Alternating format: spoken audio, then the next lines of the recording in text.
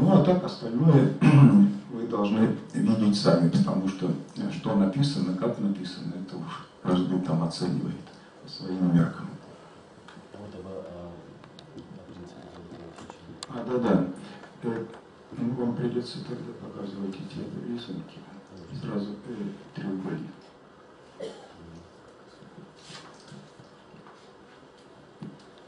В древних изображениях, начиная от изображений древнеегипетских, от пирамид египетских, это первое, где встречается этот принцип, и очевидно египтяне его и открыли, этот принцип так называемой золотой пропорции. И принцип этот заключается в том, что отрезок определенной длины делится таким образом, что вся длина относится к большей части, как большая к меньшей. Вот это и называется золотой пропорцией. Этот треугольник египтяне называли божественным. Вам он всем известен по урокам геометрии в школе, если вы помните теорему Пифагора, которая состоит в том, что сумма квадратов катетов равняется квадрату гипотенузы.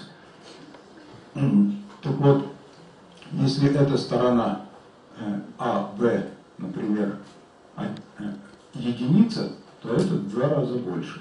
И вот диагональ это будет корень из 5. Если взять 2 радиуса и из этих 2 точек опустить дуги, получится вот здесь золотое сечение. Для того, чтобы проще вам объяснить, если, например, я строю храм, если длина храма, неважно какая она была, потому что меры длины в древности были совсем не такие, как сейчас. Метрическая система мер была принята после французской революции и так и внедрилась.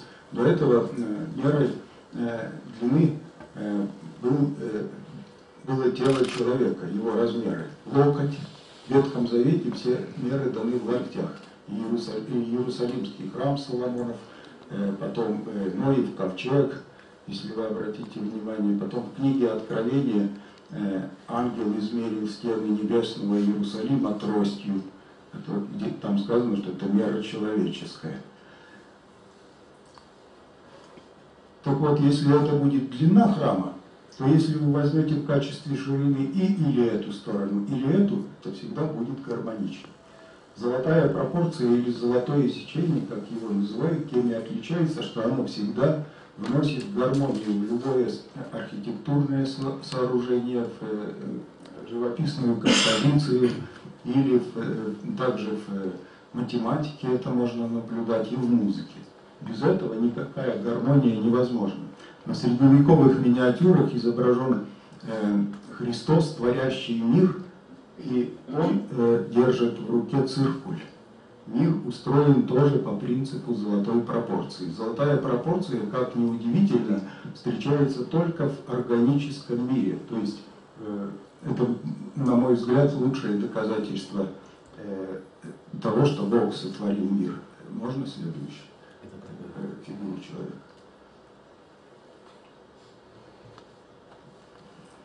Вот фигура человека чисто условная, и здесь мы наблюдаем тот же принцип золотой пропорции. Вот если взять длину от основания до пупка человека и от пупка до темени, то будет золотое сечение. Вот здесь оно указано. Внутри этого, если взять от пупка до колен и от колена до основания, это тоже будет золотая пропорция. Также точно и здесь. Если взять от пупка до плеч, будет эта длина соотноситься с этой, как золотая пропорция. Это говорит о том, что древние, открывшие этот закон, они наблюдали просто окружающий мир и учились всему у Творца. Потом, к сожалению, художники стали себя рассматривать как творцами самодостаточными и уже считали подражание Творцу для себя несколько унизительным, стали изобретать нечто свое, и все закончилось черным квадратом Малевича. Это предел, до которого искусство могло дойти. Дальше уже некуда двигаться. Так вот, при постройке храмов, в основании храма тоже лежит мера человеческого тела. Храм рассматривали тоже как одушевленное нечто, потому что там обитает Бог. И тело человека рассматривалось тоже как храм Божий, потому что в нем Дух Божий обитает. Теперь, если можно, лист кленовый, яблоко. Да. Вот вам еще пример. Если разрезать яблоко, вы там увидите то же самое золотое сечение. Санкт-Петербурге. Потом также кленовые листы. Вот эти уменьшающиеся части, они тоже несут в себе золотую пропорцию. Кто-нибудь знает, что такое ряд Фибоначчи? Есть математики здесь? Да. Знаете? Это Леонардо Фибоначчи был, по-моему, или банкиром, или купцом флорентийским. Он жил в 13 веке, и он разводил кроликов. И он заметил, что двое кроликов через определенное время дают приплод тоже двоих кроликов, то есть пара кроликов. Следующий, больше и так далее. Так вот, ряд Фибоначчи заключается в том, что сумма третье число является суммой двух предыдущих. Это единица, потом 2. Потом мы берем опять единицу и 2, получается 3. Мы берем 3 и 2 и 3, получается 5 и так далее. Это будет тоже золотая пропорция. Каждый последующий член равен сумме двух предыдущих. Да, совершенно верно. И так можно до бесконечности. А если вы эти числа вздумаете потом поделить, у вас получится золотое число, или число фи, как его называли древние греки, это 0,618 или 1,618. Теперь, если можно, что-то следующее.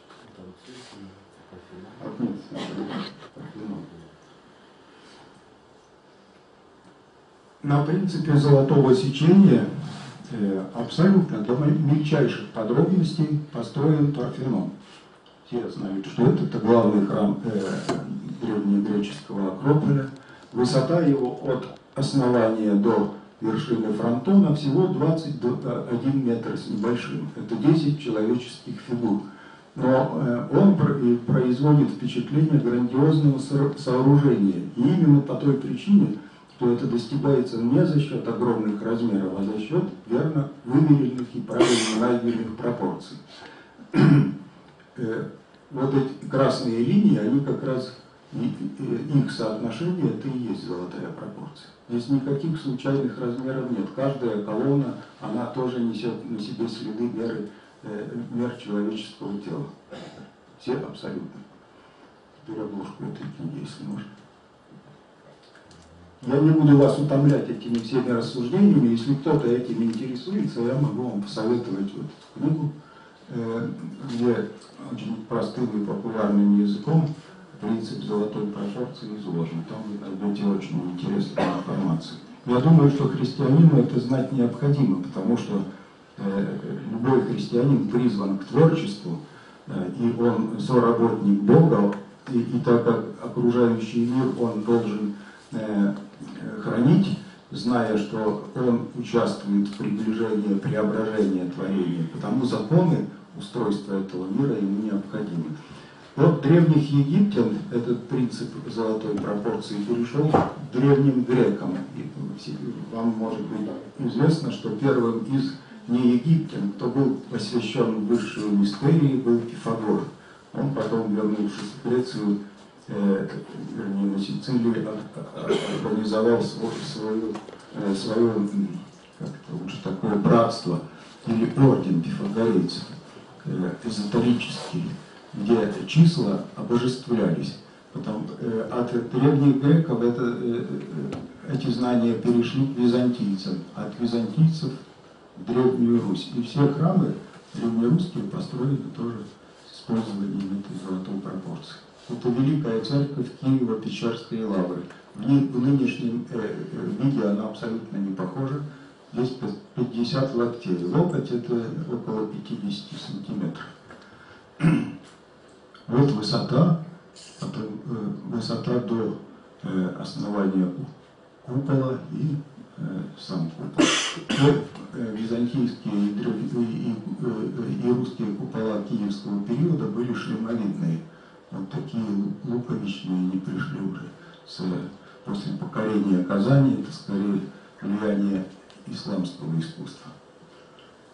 Так, что там еще? Да. И так как гораздо удобнее делать расчеты, не вычерчивая геометрические фигуры, то есть прямоугольник, треугольник или квадрат на Земле, тому при раскопках в Помпеи был найден вот такой пропорциональный циркуль, где эти соотношения уже заданы. Вы можете какой угодно ширины сделать этот отрезок, этот будет ему вполне соответствовать по принципу золотой пропорции.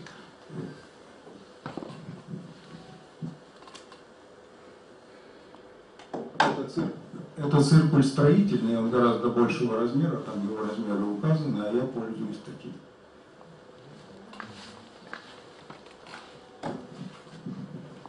Так, что там еще?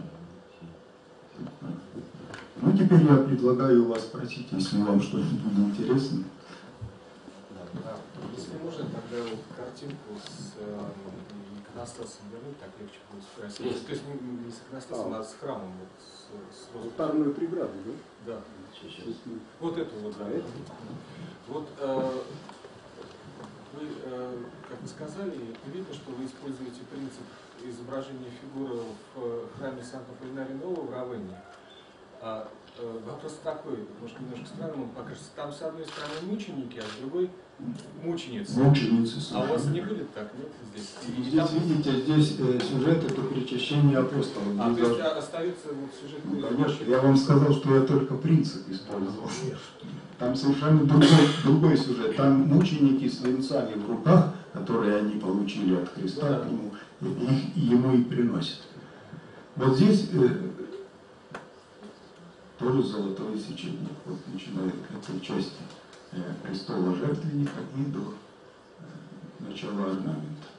Точно так же и здесь полуфигура Христа и то, что там остается, так же и здесь.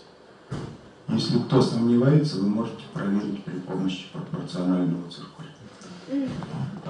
Второе дополнение. Вот я не очень понял, а собственно как бы храмовая икона Александра Невского, где она будет? Храмовая икона Александра Невского будет на ближайшем иконостасе к алтарной преграде столбе в Киоте с басмой. Да, простите, да, совершенно верно, отец Зинон говорит, что будет храмовая икона, но выражаться следует, думаю, точнее, храмовые иконы. Мы все-таки решили соблюсти древнее, вернее, старое посвящение Нижнего храма, который был посвящен Александру Невскому и Марии Магдалине. Это небесные покровители императора Александра III и Марии Федоровны. И иконы эти будут висеть вот действительно на ближайших столбах к иконостасу, но лицом друг к другу, как бы смотреть друг на друга перед самой Солией. Потому как здесь-то все остается в силе, вот эти два образа, рост Христа и Богоматери, это все остается в силе, и они там будут тоже написаны. Я как раз очень рад, что отец Александр согласился на мое предложение, потому что алтарная преграда вот такого рода – это прототип иконостаса. Ведь иконостас у греков, он всегда одноярусный. Даже, ну, теперь, может быть, и другие появились, но до 15 века они все были одноярусные, просто он вырос несколько повыше, появились столбы, колонны и сверху архитрав, на который ставились иконы. Но проемы между столбами всегда были свободны, и все происходящее в алтарной части молящиеся могли видеть и созерцать. Позже между колоннами стали вставлять иконы, и тогда уже появилась глухая стена. А функция алтарной преграды чисто утилитарная, для того, чтобы, если это в базиликах происходило, чтобы молящиеся, когда народа очень много, не мешали богослужению. В настоящее время уже изготовлены каменные элементы этой преграды. в Греции они готовятся, а металлические элементы, то есть дьяконские двери в боковых апсидах и центральные врата царские, они изготавливаются здесь, в Петербурге, мастерами по металлу, по цветному металлу из кованого латуни, да, делается. Вот, еще, отец Зинон, прошу вас пояснить, если можно, один тоже момент, не всем известный, и я до недавнего времени не очень был посвящен в эти тайны, что нерукотворный образ, а также икона знамения и, возможно, еще некоторые иконы написаны не совсем в обычной технике, а в изрядно забытой, но очень древней.